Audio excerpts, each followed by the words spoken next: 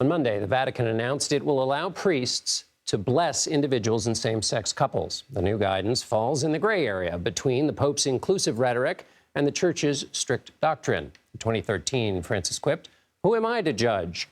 when discussing the sexual orientation of priests. But in 2021, Church guidance on the Catholic Church said it could not bless same-sex unions, saying that God cannot bless sin. Monday's guidance stated that spontaneous blessings, quote, are meant for everyone. No one is to be excluded from them. The Church still emphasizes, however, that it will not bless same-sex civil unions or weddings. For more on what Monday's announcement does and doesn't mean, we are joined by Candida Moss. She's a professor of theology at England's University of Birmingham. Thank you so much for being here. Thanks for having me. So, what is a blessing, and how should we understand this new decision? Well, a blessing is actually a very informal thing in the Catholic Church. You can have your cat blessed if you want. Often the sick are blessed, people going through a period of crisis in their life. It's certainly not a sacrament like marriage is. It's very different. Despite all of the outcry, no one's talking about marriage right now, but it's still a monumental step for the Catholic Church.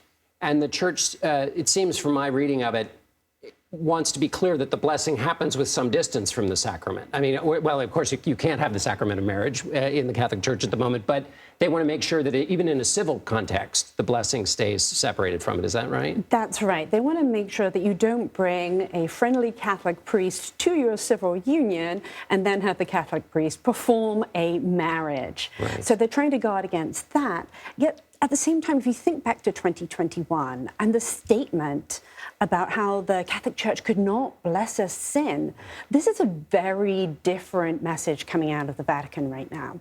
And what do you make of the Pope's decision on this? What does it say to you?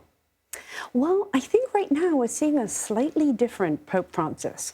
Most of his papacy, he's wanted to play nice with his critics, to welcome in his opponents. He said he wouldn't lop off heads. He was very generous. Yeah. But in the last few months, he's taken a very hard line against his opponents. He has stripped them of privileges.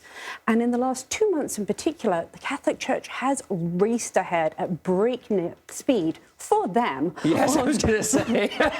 on LGBT issues. So in October, we saw transgender people being permitted baptism, to be godparents, to be witnesses at marriages. And these are big steps for the Catholic Church. Yeah, and they are big steps. And so the Catholic Church, as a Catholic, in case anybody's, I can say, the Church reacts. And so what's your expectation if Francis, is not there in some number of years? Is there a backlash or some internal politics that might resist this new move?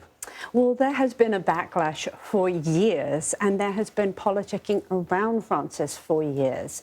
And I think at this juncture, Francis is saying, I'm going to push ahead without your support. I do not care if you are with me. I need to cement my legacy. And what I want is a church that is open to everyone, that loves everyone. We know that the traditionalists, the conservatives in the College of Cardinal, have been scheming about Pope Francis's replacement for years. And that is where this alleged civil war in the Catholic Church will be decided, not during Pope Francis's tenure, but in the aftermath. Right. So people are shaping that conversation really now, but which may be in some part in time in the future. Right, and with good reason. He's 87 years old. He has lots of health issues. And when he was elected Pope, he thought he would only be here for 5 years. And I want to ask you quickly about the Methodist Church, which is also having its own challenges with how to handle the issue of homosexuality. Is that, do you think, a part of the same theological set of complexities? I think it both is and isn't. Every denomination has its own reasons for its own position on homosexuality. But just like the Catholic Church, the Methodist Church is wrestling with just the essential issue of adherence to tradition and to sort of doctrinal understandings of the relationship between men and women grounded all the way back in Genesis, or a more welcoming approach, one that seeks to modernize and to keep Christians in the pews. One last question before I let you go. Is there one other move you would possibly look for Francis to make before his retirement or whatever that's along the same road you've seen him been traveling recently? Nothing specific, but I would say this. Francis has been very fair. He's appointed an enormous number of cardinals, but he didn't play politics. He appointed conservatives, he appointed progressives. But if he really wants to try and shape the outcome of the next conclave, he will appoint still more cardinals who share his views. Fantastic. Fascinating to watch. Candida Moss, thank you so much for being with us. Thanks for having me. Candida Moss, who teaches theology at England's University of Birmingham.